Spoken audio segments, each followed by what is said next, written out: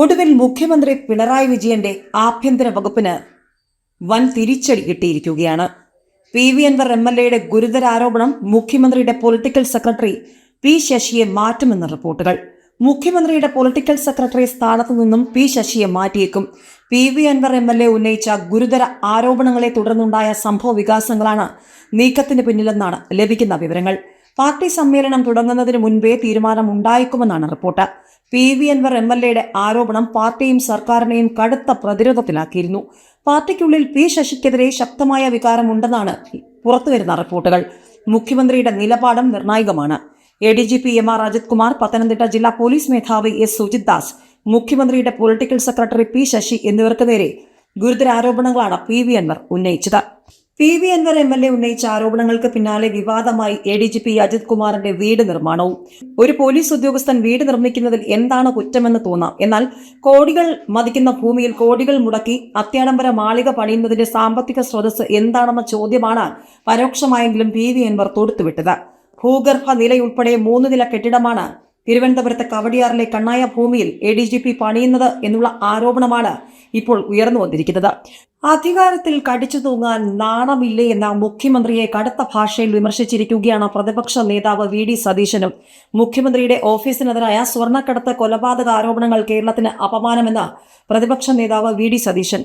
മുഖ്യമന്ത്രിയുടെ ഓഫീസ് ക്രിമിനലുകളുടെ താവളമാണെന്നും ഗുരുതര ആരോപണങ്ങൾ ഉയർന്നിട്ടും അധികാരത്തിൽ കടിച്ചു തൂങ്ങാൻ മുഖ്യമന്ത്രിക്ക് നാണമില്ലേ എന്നും VD സതീശൻ ചോദിക്കുകയാണ്. അന്വേഷണം CBIക്ക് വിട്ട് മുഖ്യമന്ത്രി സ്ഥാനം രാജിവെക്കണമെന്നും പ്രതിപക്ഷ നേതാവ് പറഞ്ഞു. ആഭ്യന്തര വകുപ്പിന്റെ ചുമതലയുള്ള മുഖ്യമന്ത്രിയുടെ ഓഫീസാണ് ആരോപണത്തിന്റെ കേന്ദ്ര ബിന്ദു. ഒന്നാം പിണറായി സർക്കാരിന്റെ കാലത്ത് മുഖ്യമന്ത്രിയുടെ ഓഫീസിനെതിരെ ഗുരുതര ആരോപണം ഉയർന്നിരുന്നു.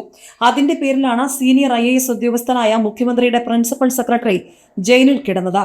കൊലപാതകം, കൊള്ള, അഴിമതി, സ്വത്ത് സമ്പാദനം, സ്വർണ്ണ കള്ളക്കടത്ത്, സ്വർണം പൊട്ടിക്കൽ ഉൾപ്പെടെ ഞെട്ടിക്കുന്ന ആരോപണങ്ങളാണ് ഇപ്പോൾ മുഖ്യമന്ത്രിയുടെ ഓഫീസിനെതിരെ ഉയർന്നിരിക്കുന്നത്. രാജ്യത്തിന് തന്നെ അപമാനമായി നിൽക്കുകയാണ് കേരള സർക്കാർ. മുഖ്യമന്ത്രിയുടെ ഓഫീസിന് നേരെയാണ് ഇത്തരം ആരോപണങ്ങൾ ഉയർന്നിരിക്കുന്നത്.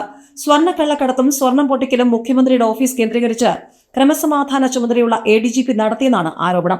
അതിന് മുഖ്യമന്ത്രിയുടെ പൊളിറ്റിക്കൽ സെക്രട്ടറി പിന്തുണ നൽകിയെന്ന ആരോപണം ഉന്നയിച്ചിരിക്കുന്നത് ഭരണകക്ഷി MLAയും. CPM നേതാവായ പൊളിറ്റിക്കൽ സെക്രട്ടറിക്ക് മുഴുവൻ ഉത്തരവാദിത്വവും കൈമാറിയിരിക്കുന്ന മുഖ്യമന്ത്രിക്ക് എങ്ങനെ ഈ ആരോപണങ്ങളിൽ നിന്നും ഒളിച്ചോടാനാകും? ഒരു മഞ്ഞുമലയുടെ അറ്റം മാത്രമാണ് ഇപ്പോൾ പുറത്തു വന്നിരിക്കുന്നത്. കേരളം ഞെട്ടാൻ പോകുന്ന ഗുരുതരമായ കുറ്റകൃത്യങ്ങളാണ് ഈ ഉപജാപക സംഘം നടത്തിയിരിക്കുന്നത്.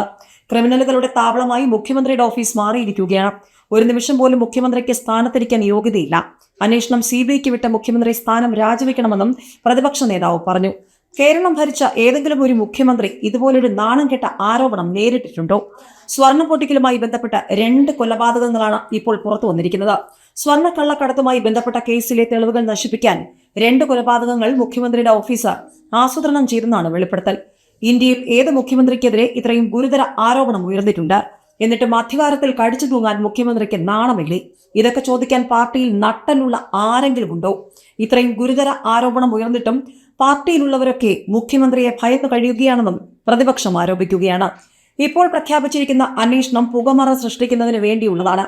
ആരോപണങ്ങൾ തെറ്റാണെങ്കിൽ MLAക്കെതിരെ കേസെടുക്കണം. സർക്കാരിന് അതിനുള്ള ധൈര്യമില്ല. അയാളെ പേടിയാണ്. അതുകൊണ്ടാണ് MLAയെ തൃപ്തിപ്പെടുത്താൻ ശ്രമിക്കുന്നത്. മുഖ്യമന്ത്രിയുടെ ഏറ്റവും വലിയ വിശ്വസ്തനാണ് ഈ MLA. പ്രതിപക്ഷ നേതാവിനെതിരെ എടുത്താൽ പൊങ്ങാത്ത ആരോപണം ഉന്നയിക്കാൻ മുഖ്യമന്ത്രി ചുമതലപ്പെടുത്തിയതും ഈ MLAയെ ആയിരുന്നു. മുഖ്യമന്ത്രി അറിയാതെ ഭരണകക്ഷി MLA പ്രതിപക്ഷ നേതാവിനെതിരെ ആരോപണം ഉന്നയിക്കില്ല. ഇവിടെ ആരോപണ വിധേയൻ മുഖ്യമന്ത്രിയാണ്. എന്നിട്ടും എന്തിനാണ് ശശിയുടെയും അജിത് കുമാറിന്റെയും നെഞ്ചത്ത് കയറുന്നത്? ഇത് P. ശശിയുടെയോ അജിത് കുമാറിന്റെയോ ശിവശങ്കറിന്റെയോ ഓഫീസല്ല, പിണറായി വിജയന്റെ ഓഫീസാണ്. ആ ഓഫീസിനെതിരെയാണ് ആരോപണം ഉയർന്നിരിക്കുന്നത്. മുഖ്യമന്ത്രി വാതുറന്ന് മറുപടി പറയണം. നേരത്തെ എന്തൊരു വാർത്താ സമ്മേളനമായിരുന്നു. ഇപ്പോൾ മിണ്ടാട്ടമില്ലല്ലോ മുഖ്യമന്ത്രിക്ക്.